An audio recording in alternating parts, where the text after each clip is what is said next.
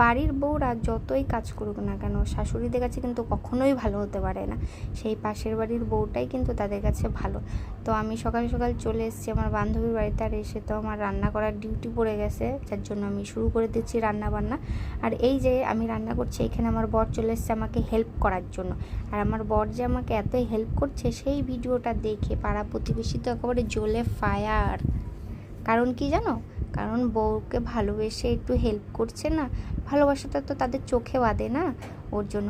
তারপরে তো রান্নাবান্না শেষ হয়ে গেল, তো খাওয়া দাওয়ার পর্বে চলে এসছে। আর এইখানটা ছিল খুদের ভাত, শাক ভাজা, ইলিশ মাছ ভাজা, আর ইলিশ মাছের তেল আর চিংড়ি মাছ বাটা।